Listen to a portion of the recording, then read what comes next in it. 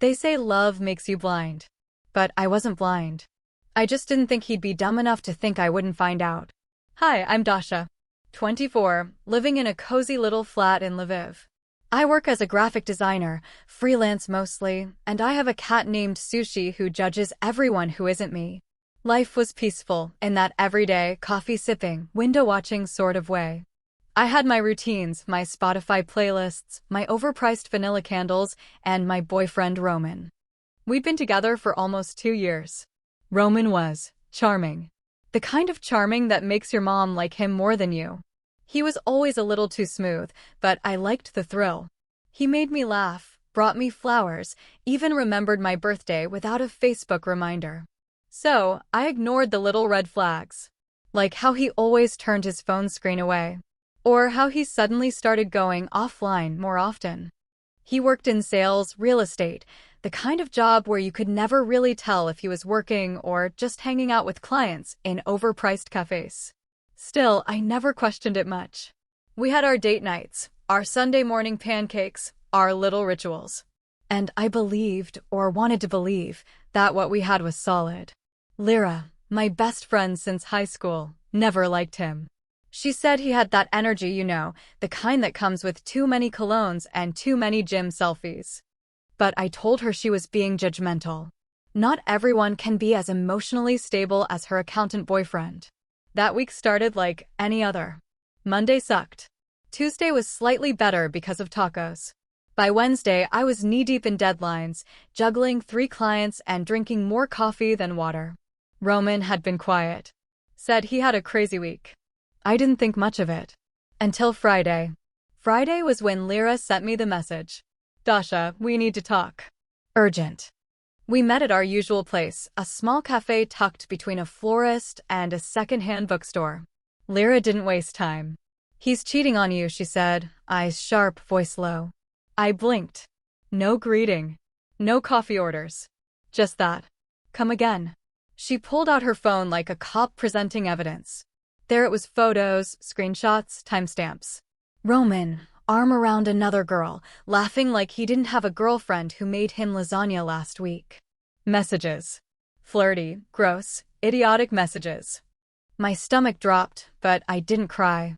Not yet. Who is she? Her name's Alina. Works at his gym. They've been seeing each other for a few weeks. Weeks. Plural. Lyra looked at me like I might collapse. But I didn't. I stared at the pictures, then took a sip of my latte. You sure? Dasha. I wouldn't bring this to you if I wasn't. I nodded. I felt something shift inside me. Not a break. Not yet. More like a click. Like something snapping into place. Okay, I said, standing up. Okay. Yeah. Time to burn the bridge, Lyra. Maybe the whole damn city while I'm at it. That was the moment. The calm before the storm ended. Roman came over that night like nothing had happened. Kissed my cheek, dropped a bottle of wine on the counter, and started talking about some property he nearly closed on. I watched him like a stranger sitting at my table. How was your day? He asked, pulling off his jacket. Eye-opening, I said. He smiled. Yeah? Something happened? Oh, you could say that. He didn't catch the tone. Of course he didn't. Men like Roman never believe the castle is about to crumble. I let him pour the wine. I let him talk. And I let myself feel it all. The anger, the hurt, the betrayal. But mostly, I let the clarity settle in. I wasn't going to cry in front of him. He didn't deserve that show. When he went to the bathroom, I grabbed his phone from the counter. No passcode. Either he was confident I'd never look, or just plain stupid. Maybe both. The messages were all there. Him and Alina. Him and another girl. And another. Like a clown juggling hearts instead of pins. He came back and saw the phone in my hand. Stopped cold. So I said, still calm, how many is it really? He opened his mouth. Closed it. Tried again. Dasha, it's not what it looks like. You always start with that. Then what is it? A team-building exercise? Are you mentoring these girls into better adultery techniques? It was a mistake. I didn't mean for it to happen. Which part? The lies or the orgasms? He stepped forward. I stepped back. I can explain. You really can't. I saw the timestamps. You were with her the night I had food poisoning. Classy. His face fell.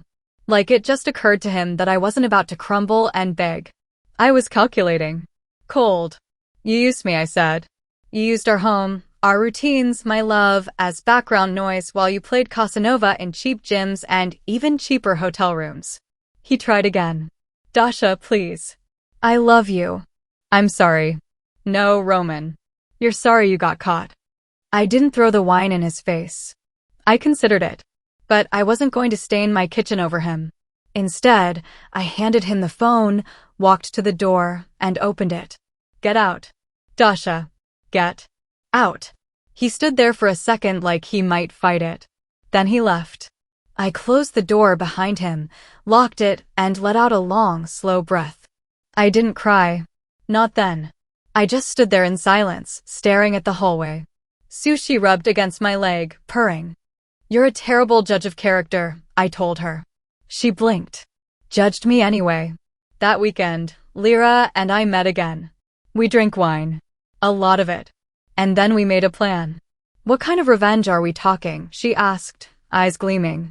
Something he won't see coming. Something poetic. Public humiliation? Financial ruin? Car keying? No, I said, smiling. Something worse. We called it Operation Sweet Tooth. The name had nothing to do with the plan, but it made us laugh, and at that point, laughing felt like a form of resistance. First, we gathered intel. Lyra, being the nosiest person I knew, took on surveillance. Not the creepy kind. Just social media deep dives, gym class schedules, and a couple of carefully planned, accidental run-ins. Turns out, Alina wasn't the only one.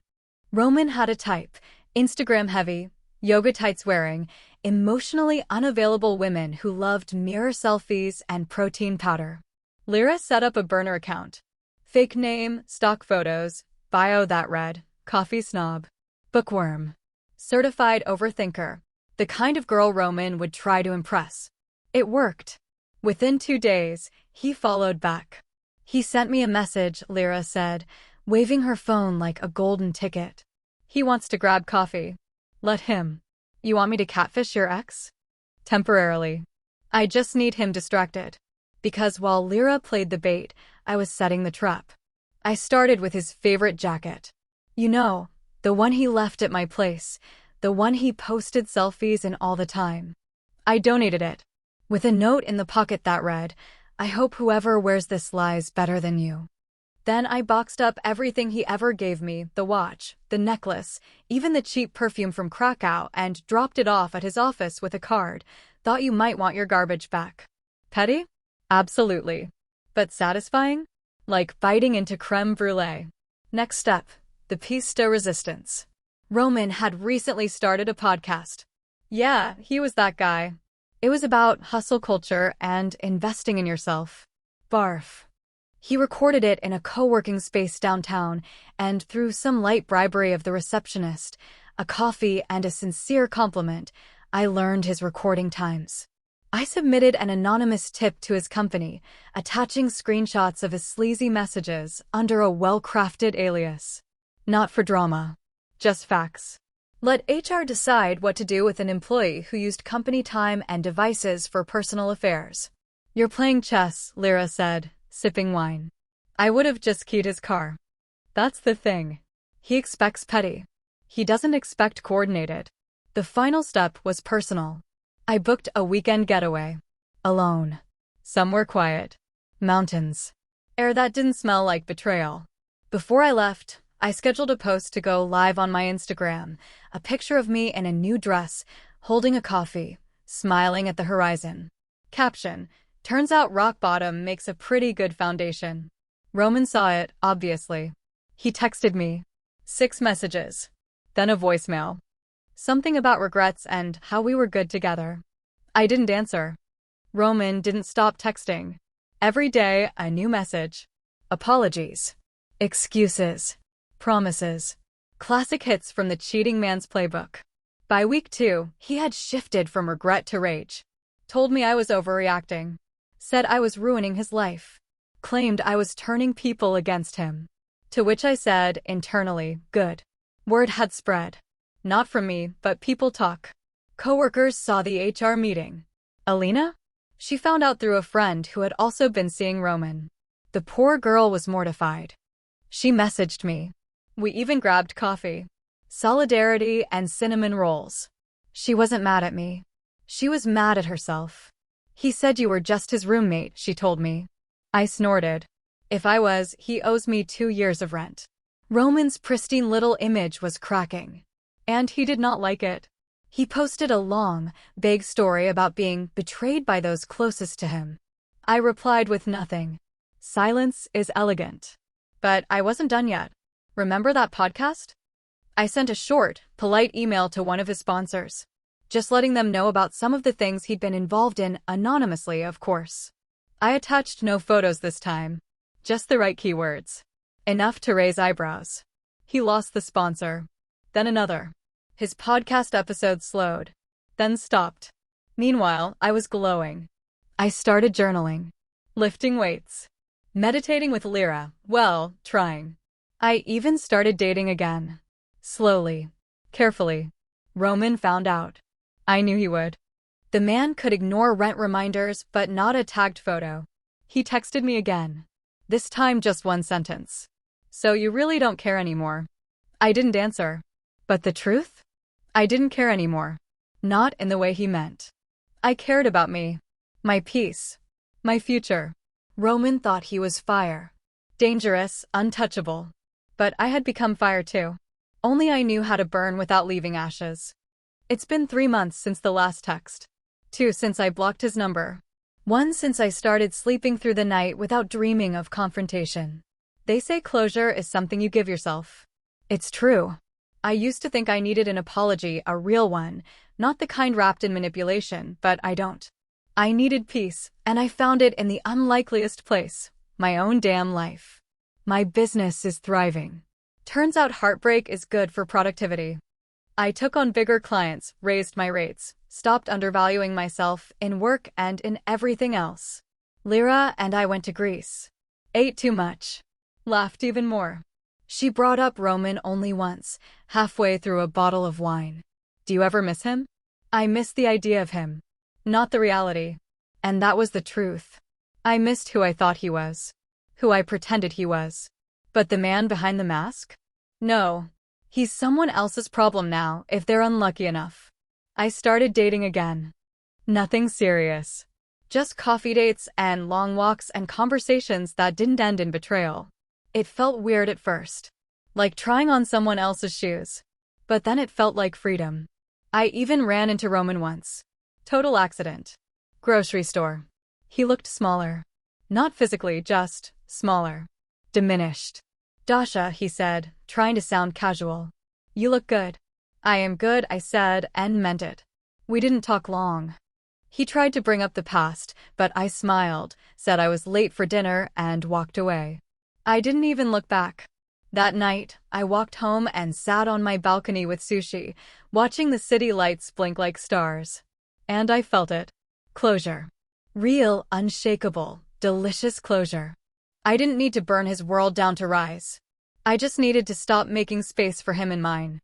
Because sometimes, the sweetest revenge isn't chaos. Sometimes, it's peace. Thanks for watching. Please subscribe,